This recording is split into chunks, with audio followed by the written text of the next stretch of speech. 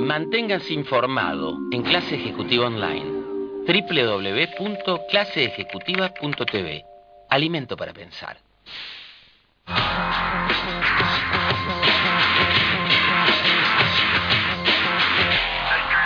Continuamos analizando las hipótesis y los presupuestos de defensa, en definitiva, presupuesto en el sentido más amplio del término. Decíamos, recién te ponía pregunta que es el análisis interno, intrarregional sudamericano, digamos más bien, de los distintos presupuestos de defensa. ¿Cómo está la cosa? Sí, a ver, en realidad el país que más viene invirtiendo en defensa, porque tiene justamente este tema de la ley del cobre, es Chile, que invierte aproximadamente un 3,5 de su PBI en defensa. Y después tenemos otros casos, si queremos tomar los casos más significativos de la región, que tiene estabilidad en sus gastos de defensa, como puede ser el caso brasilero, que en los últimos 5 o 6 años tiene un gasto constante de aproximadamente un 1,5 de su PBI en defensa. Hay que ver que los gastos en defensa, una de las particularidades que tiene y las dificultades para evaluarlo es el tema de la transparencia. Porque en realidad hay muchos gastos, sobre todo en regiones en donde lo que predomina es la visión de hipótesis de conflicto. Los gastos de defensa muchas veces están no transparentados, ni siquiera en los presupuestos, es que es lógico, por ser un tema estratégico. Claro. Ahora, la región tiene una particularidad. Desde el año 99, el primer antecedente, en la OEA se firmó ya la primera convención de transparencia en los gastos de defensa.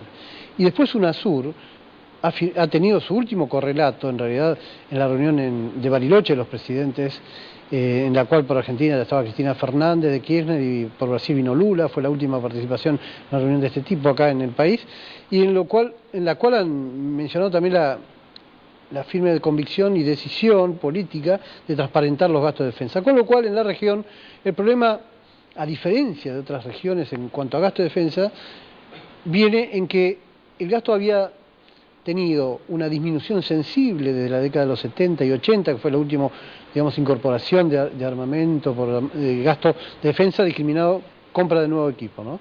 Había tenido una disminución sensible en la región, y la vida útil de los medios en realidad había llegado a pisos. Recuerdo que la ministra Garrea alguna vez dijo que la Argentina tenía pocas horas de munición para ser empleado eventualmente, pero no es el único en la región. En el caso de Brasil, en el año 2007 se hizo público por el Estado brasilero que 2/3 de su flota de aviones no estaban en capacidades operativas.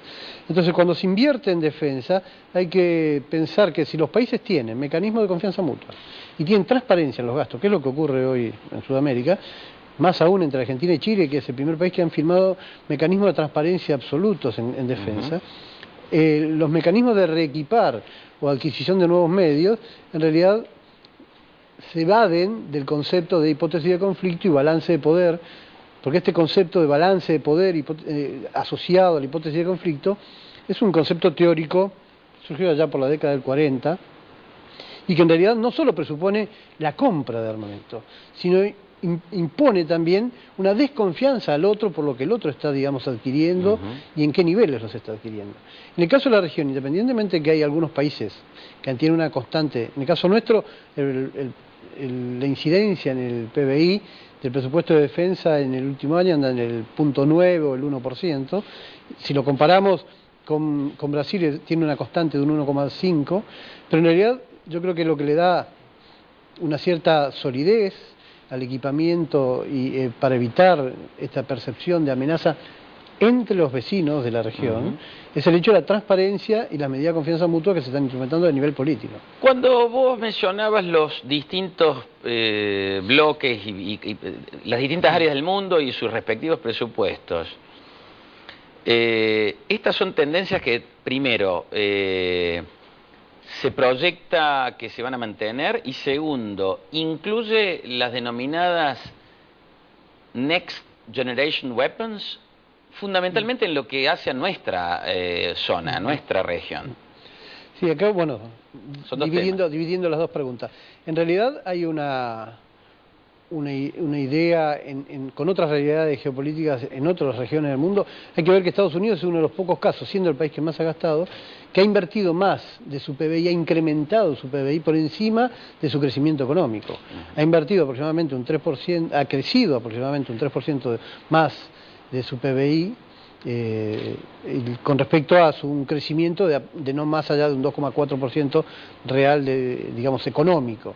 En el caso de la región, si tomamos del 2001 a la fecha, datos de la Organización Mundial de Comercio, la región en general ha crecido aproximadamente a un promedio de un 6%.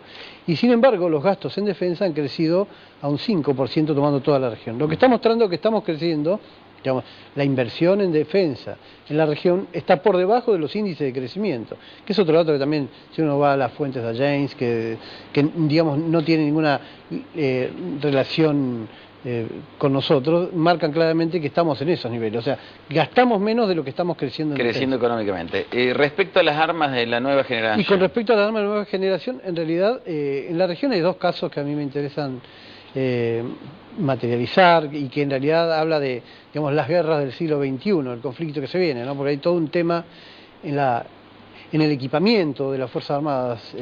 Hay un refrán que a veces simplifica todas estas ideas, que dice que se prepara para la guerra que fue, va a ser el derrotado en la guerra que viene. Claro. Más allá que no le demos esa connotación, pero en realidad hay que estar viendo el conflicto que viene, y en este ámbito el marco legal que tiene Argentina desde la reglamentación de la ley en el año 2006, el decreto 727, y el decreto a través del cual se dictó la Directiva Política de Defensa Nacional, dice claramente que las Fuerzas Armadas Argentinas se deben preparar para la amplia gama de conflictos del siglo XXI. Y hay dos casos paradigmáticos acá en la región que son muy interesantes para aquellos que les interesa analizar, que son Colombia y Brasil, que han creado comandos, organizaciones, estructuras dentro de defensa, que se dedican a este nuevo conflicto del siglo XXI, que es el empleo del ciberespacio, la ciberguerra, como se dan a llamar, que diferencia lo que es un conflicto de un simple hacker para el sistema interno que se maneja con leyes propias de cada estado y con temas policiales y demás, de lo que es el impacto por ejemplo, cuando se produjo la invasión a Chechenia por parte de Rusia, lo primero que hicieron fue todo un ataque cibernético sobre los sistemas de comando y control del Estado para afectar su defensa, que es una nueva tipología dentro, digamos, del empleo de los medios. Y repito, en la región hay países como Colombia y Brasil que ya tienen estructuras sólidas y de pensamiento para hacer frente a este nuevo tipo de conflicto, ¿no? Yo digo, para el oyente que conoce un poquito menos, imaginen si justamente en una ciberguerra acceden a manejarle a otro estado, el estado en un conflicto, los sistemas Keida, y te abren la compuerta de los diques y te inundan toda una ciudad, es decir, te usan tu propia infraestructura, te la pueden usar en contra tuyo, ¿no? Entre otras cosas. Hay varios casos que uno puede citar en el mundo, pero para ir a un caso concreto, que fuese de Chechenia, en realidad también hay que ver que dificulta la gobernabilidad del Estado, sí, que tiene, en realidad hay que ver que el ápice estratégico, el presidente de la Nación, tiene dos grandes bonetes, es presidente de la Nación y en la mayoría de los estados, como en el caso nuestro, a su vez es el comandante en jefe de la Fuerza Armada. O sea que le dificultan la gobernabilidad en algunos aspectos, pero le dificultan la gobernabilidad de su instrumento militar. Claro, y la toma de decisiones y la implementación de la misma. Exactamente, entonces... Te tengo que interrumpir un segundito, si me permitís, Héctor. Nos vamos al último corte y regresamos con el final de Expectativas de Defensa, de la mano del coronel Flores, como entrevistado especial de hoy, aquí, en Clase Ejecutiva.